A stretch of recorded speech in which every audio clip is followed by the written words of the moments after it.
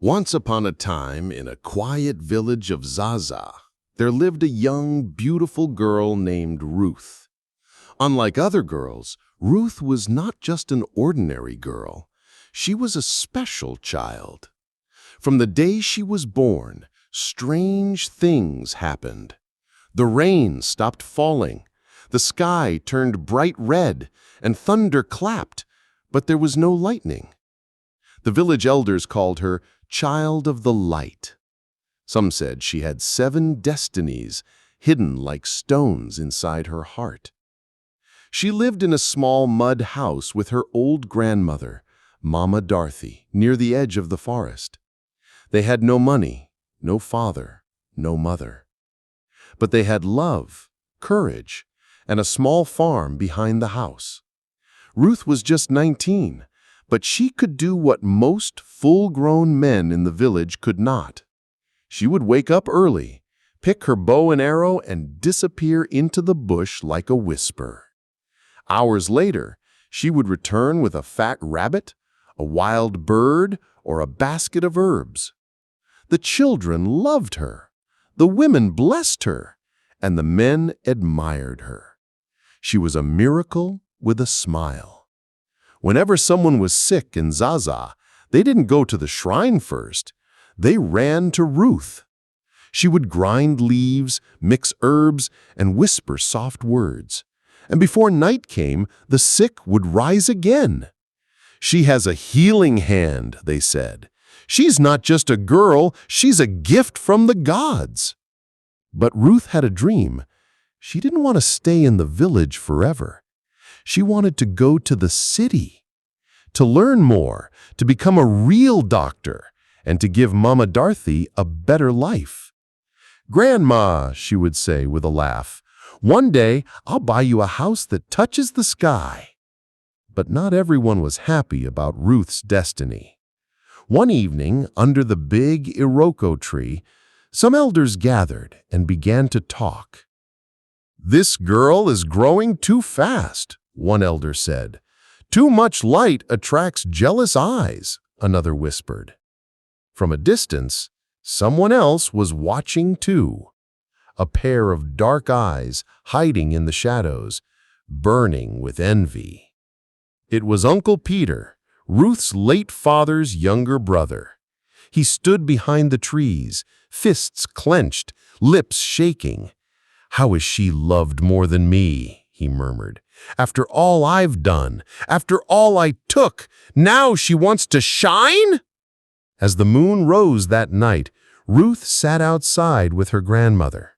She looked at the stars and smiled. But in the darkness, beyond the farm, something evil had begun to move. A secret was waking, and danger was creeping close, very close. The next morning in Zaza, the birds sang and the sun smiled again. Ruth was already in the farm, cutting grass with her short knife. Her skin glowed with sweat, her hand strong like a man's, but her heart kind and soft like a mother's hug. Not far away, Uncle Peter stood by the village square, laughing with the elders. He wore a big smile and held a walking stick. "Ruth is a good girl," he said sweetly. "May the gods bless her," he added with a fake grin.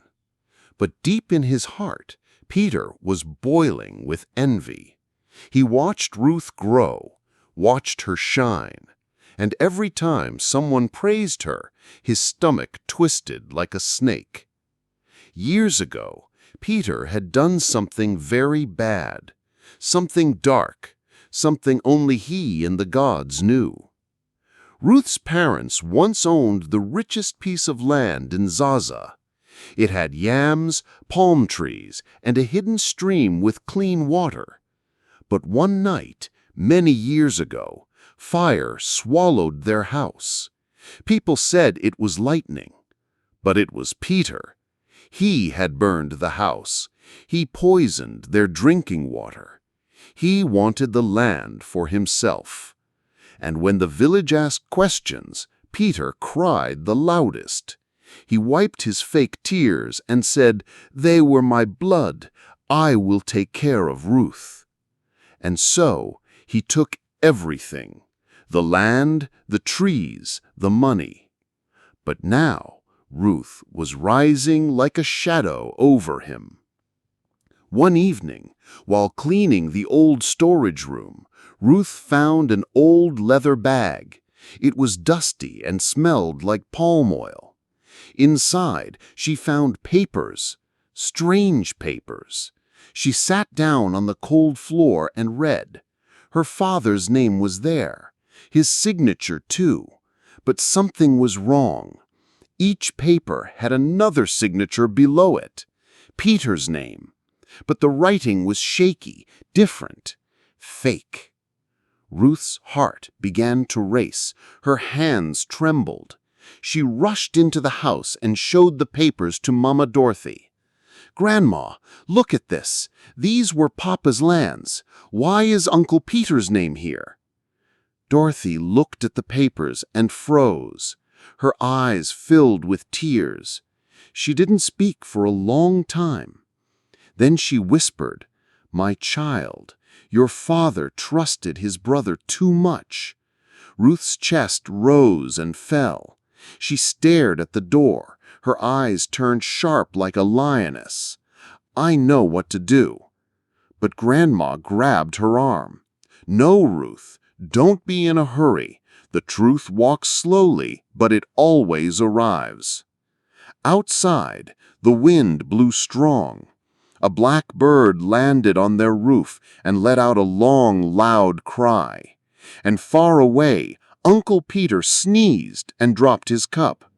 He didn't know why, but something in the air had changed. The sun was already going down when Ruth stepped out of the forest. She had a basket full of herbs on her head and a bow in her hand. A fresh antelope hung from her shoulder. The bush was quiet, too quiet. Even the birds had stopped singing. Ruth paused. She looked around. Her heart beat slowly, then faster. Then, boom! Two masked men jumped out from behind the tall grass. One carried a long stick, the other had a sharp knife. Ruth dropped her basket, jumped back, and grabbed her bow. "Who are you?" she shouted. But the men said nothing. They ran at her like wild dogs. Ruth bent low, rolled to the side, and shot her arrow. It missed, but made one of the men fall.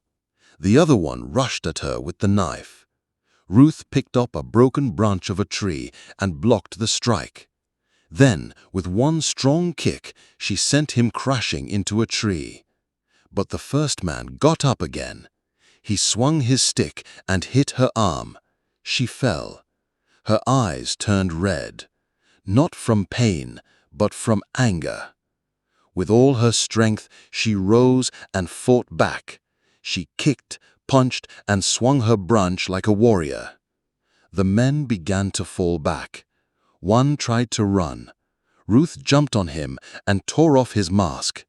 She froze. It was Samba, a boy from her village. She once healed his sick mother with herbs and saved his baby sister from a fever. His face was full of fear and shame. "Ruth, please, I can explain," he cried. "I didn't want to do this. I was paid. I needed the money. I didn't know it was you." "Who sent you?" she shouted. But before he could speak again, the other man pulled him away, and they both disappeared into the forest. Ruth stood alone, her arm bleeding, her heart heavy. She walked home in silence. That night, Samba couldn't sleep. He sat outside his small hut shaking, his eyes full of guilt. He knew Ruth would tell everyone. He thought about running away. But before morning came, Uncle Peter entered his room. He wore a long white cloth and held a small black bag. "You opened your mouth to the wrong person," Peter said coldly. Samba's eyes widened. He tried to speak, but Peter touched his forehead and whispered something in a strange language. Samba's body began to shake, his lips turned blue, and by morning Samba was dead. They said it was sickness, but only one person knew the truth, and he was smiling in the dark. One cold morning, Ruth stretched her arms and sat up on her mat. But something felt strange. As she folded her blanket, she felt something rough under her pillow. She reached in and froze. It was a long snakeskin, dry and cold. Her hands began to shake. She looked around the room. There was no snake, only silence. She ran outside to call Mama Dorothy, but before she could speak, she saw something worse. 2 dead birds were lying near the front door. Their wings spread, their eyes open, but their necks twisted like rope. Grandma came out slowly. She looked at the birds, then at the snakeskin in Ruth's hand. She said nothing, just sighed and whispered, "The spirits are talking." That night, Mama Dorothy had a dream. She stood beside a river. The water was clean at first, but soon it turned deep red like blood. Then a voice spoke. "The blood of the past has returned. The girl must choose the road of pain or the path of power." Grandma woke up sweating. She grabbed her staff and began to pray. But Ruth had other thoughts. She didn't want to be scared anymore. She wanted to move forward. She wanted to write her scholarship exam and leave the village. She wanted to become a doctor in the city and build a new life for Grandma. "I don't have time for fear," Ruth told herself. "I have dreams to chase." That same week, something happened. The chief's daughter, Sandra, fell sick. She couldn't eat, talk, or open her eyes.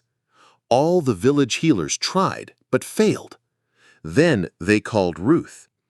Ruth crushed her herbs, boiled her roots, and placed a leaf on the girl's chest. Within hours, Sandra opened her eyes and spoke. The chief was happy. He gave Ruth a bag of yams and said, "May your name never be forgotten." But not everyone clapped. Some villagers gathered behind closed doors. "How can a girl survive a deadly attack and now wake a sick child?" one woman whispered. "Maybe she has powers from the dark forest," another said. "Maybe she's not even fully human," an old man added. The sun was hot and the bush was quiet. Ruth and Mama Dorothy were in the cassava farm behind their house. It was harvest day. The air smelled like dust and leaves. Ruth bent down, held the cassava stem with both hands, and pulled. A big cassava came out from the ground. She smiled. "Grandma, this one is big," she said, laughing. Mama Dorothy chuckled and wiped sweat from her face. "You see, the land still blesses us." But just as Ruth turned to pull out another stem, the ground moved. Soft at first, then harder. The soil cracked like something was digging from beneath. Before Ruth could blink her eyes, a giant black snake shot out like lightning. "Ruth, look behind your back!" Grandma screamed. The snake opened its mouth and sank its fangs deep into Ruth's leg. Then, as quickly as it came, it disappeared back into the leaves. Ruth screamed and fell to the ground. Her basket rolled away. The cassava roots scattered. "Ruth, stay with me!" Mama Dorothy shouted, holding her tightly. Ruth's leg began to turn dark purple, and the veins on her skin moved like worms. Her breath became fast. Her eyes grew wide. Mama Dorothy didn't waste time. She broke leaves, crushed herbs, and rubbed black powder into the wound. She whispered prayers. She cried. She begged. But nothing worked. The bite was not normal. The poison was not from this world. It burned her skin. It climbed her veins. And Ruth's body began to shake. Still, her eyes stayed open. She held her grandma's hand and whispered, "If I don't make it, don't trust Peter. Grandma, he's evil." But her voice faded. Her head dropped slowly onto her grandma's lap. Her lips stopped moving. Mama Dorothy screamed to the sky. She held Ruth's face and called her name again and again. "Ruth, Ruth, wake up! Don't leave me!" But Ruth was gone. Her eyes did not close. They stared at the clouds above. And then a single tear rolled down her cheek. It dropped to the ground, softly like rain. The earth drank it in, and the wind blew gently around her body. Mama Dorothy sat there, holding her. Her cries echoed through the farm and reached the ears of birds, trees, and even the spirits. Somewhere in the village, a pot cracked by itself, and a shadow passed across Peter's compound, though no one saw it. The snake had done its work, but something deeper had just begun. The next morning was dark. No rain, no thunder. Just a strange, heavy silence. In the village of Zaza, no cock crowed that day. Even the wind refused to blow. Ruth was gone. Women sat on the ground and cried, their wrappers tied high, their heads covered. Some beat their chests, others rolled in the dust. Children stood still, their faces wet with tears. They held hands and whispered, "Ruth is sleeping. When will she wake up?" Old men sat with bowed heads. Some held walking sticks. Some shook their heads slowly, again and again. Even the animals felt it. Inside the compound, Ruth's body was wrapped in a white cloth. Palm leaves were placed beside her. She looked peaceful. Mama Dorothy did not cry anymore. Her tears had dried. She sat beside the body, her eyes red but strong. "Let them come," she said. "Let them see what evil they've done." Then came Uncle Peter, wearing a clean white outfit and holding a bottle of oil. He cried loudly. He knelt beside Ruth and touched her cloth. "My sweet niece, the gods took you too soon," he said. But Mama Dorothy just stared at him. She saw through his fake tears. She saw the smile hiding behind his eyes. That evening, Ruth was buried beside the big mango tree near the farm. A carved stone was placed on her grave. As the villagers left one by one, the sky turned gray. The air felt thick, but Mama Dorothy remained. She knelt beside the grave, touched the soil, and whispered, "Ruth, my child, my sunshine, I swear with my soul your killers will eat hot sand with their tongue. The earth will judge them." She stood up, placed her hand on the carved stone, and walked back home slowly, without looking back. The next morning, deep in the forest, a hunter named Akenna was checking his traps. As he walked past a thick bush, something moved. He stopped. And then he saw her. Ruth. She was standing between the trees. Her white wrapper was clean. Her face is filled with tears. She didn't speak. Akenna rubbed his eyes. He looked again, but she disappeared. He ran back to the village shaking. He said, "I saw Ruth. She was in the bush." People laughed. "Grief is making him see things," they said. But that night, Akenna could not sleep, because deep in his heart he knew. He didn't imagine it. 6 years after her death, Ruth's soul could not rest. She had been buried with pain and fire in her heart. But the ground could not hold her. Her spirit traveled far into a big city where no one knew her name. There, she started a new life, not as a village girl, not as a ghost, but as a young doctor, a woman of skill, a woman of mystery. Her new name was still Ruth, but she didn't speak of her past. She was more beautiful, gentle but powerful. She moved like the wind, spoke very softly like a mermaid, and worked like fire. When a child is sick, she brings them back to life.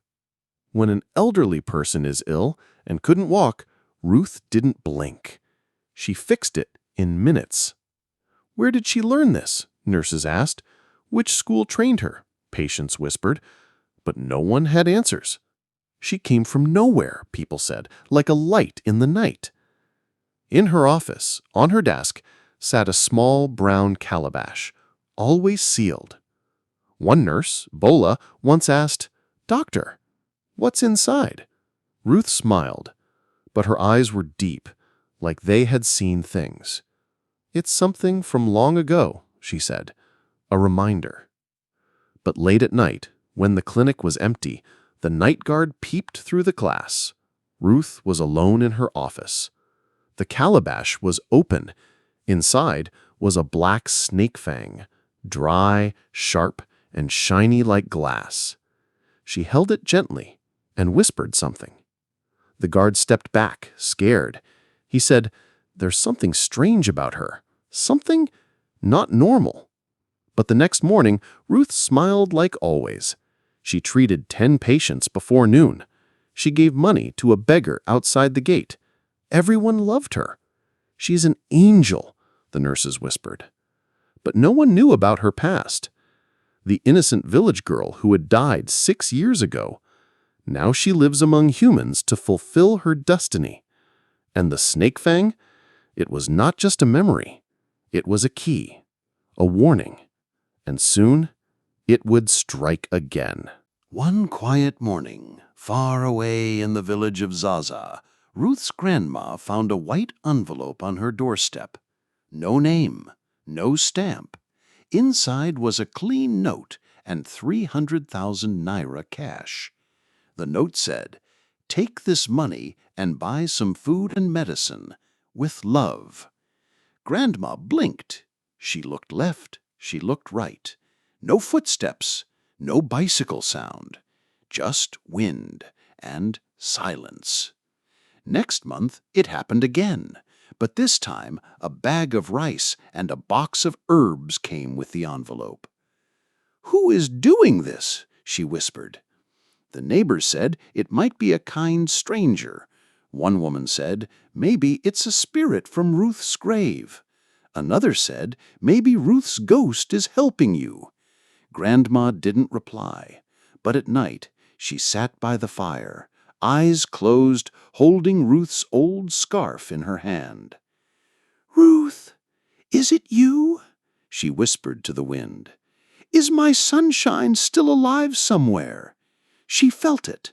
She didn't speak it, but she knew something, someone was near. One Saturday afternoon, a tall woman with a scarf covering her face stood behind the big mango tree at the end of the village. She didn't speak. She didn't move. She just watched. In the compound, Grandma was spreading cassava on a tray. She sang Ruth's old song. The tall woman blinked hard. Her fingers trembled. She took one step forward. Then she stopped. Peter had just entered the compound. He wore his usual fake smile. He greeted Grandma and laughed loudly, but his eyes were sharp like a knife. The tall woman stepped back. Her heart beat fast. She knew that face. She knew the lies behind his voice. She turned away quickly and disappeared into the path behind the trees. Grandma looked up. Something felt different. The wind had changed. The air smelled like old memories. She closed her eyes. "Whoever you are," she whispered to the sky, "may your path never be dark. May your enemies fall like dry leaves." Back in the city that night, Ruth sat by her window. She held her calabash. She looked at the moon. She had seen Peter again, and she felt something rising inside her, a fire that had been sleeping for 6 years. It was not time yet, but soon Zaza would see her face again, not as a child, but as a storm. One fateful morning, Peter woke up with sweat on his forehead. His chest felt tight, his throat dry like old sand. He tried to drink water, but blood sprayed out of his mouth instead. He fell to the floor, shaking. Then the mirror beside his bed began to move, but the room was quiet. Peter looked again. In the mirror, a shadow passed behind him. It had the shape of a woman with long braids, like Ruth's. "No, no, no!" he screamed, crawling back. His sons rushed in. "Papa, Papa, what happened?" He couldn't speak. He pointed at the mirror, but there was nothing there now. They lifted him, rushed him into their car, and drove straight to the city's best clinic. When they arrived at the Victory Clinic, nurses moved fast, pushing stretchers and writing reports. Peter was wheeled in quickly. He had no energy left to talk. Then the door opened. A young female doctor stepped in, wearing white coat and gloves. Her name tag was written, Dr. Ruth O. Her eyes were calm. Her voice was soft. But Peter's heart almost stopped. He recognized that face. He knew that voice. How could this be possible? He trembled with fear. Ruth was dead. He saw her buried with his own eyes. Now she was standing in front of him. Alive, taller, stronger, like a ghost in human skin. He opened his mouth to scream, but no sound came out. His body shook. "Sir," asked Ruth, pretending not to know him. "Relax. You're safe now." Peter's sons didn't notice anything strange. They were just happy the doctor was kind. She took his file, listened to his chest, checked his pulse. Then, slowly, she leaned in closer, very close, so only Peter could hear her, and she whispered, "Your poison didn't finish the job."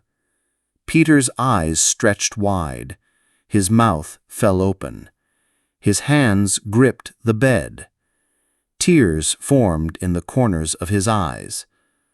Ruth stood straight and smiled lightly, then turned to his sons. "He'll be fine," she said, "but he needs rest." They thanked her, full of praise. Peter just lay there, frozen. He could not sleep, not with the ghost of Ruth now walking in flesh. His heartbeat was fast. His head spun like a wheel. His mouth felt like it was filled with sand.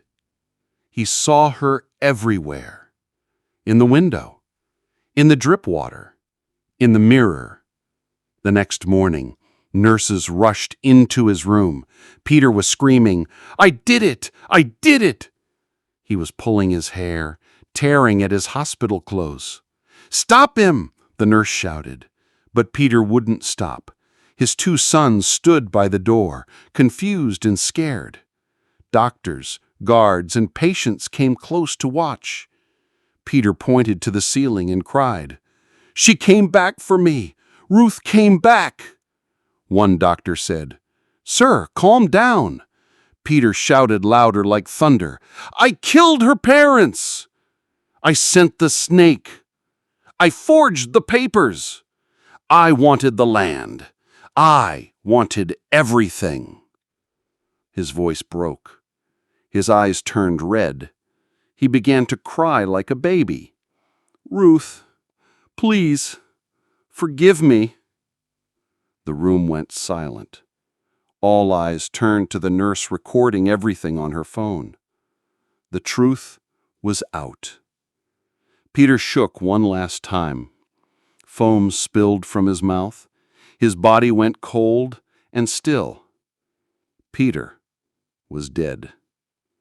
That same night, back in the village, the giant black snake that bit Ruth slithered through Peter's room. It curled into a circle, lifted its head, then dropped and died. If this story touched you, don't forget to like, subscribe, and share this video, because the next part, it will leave you speechless.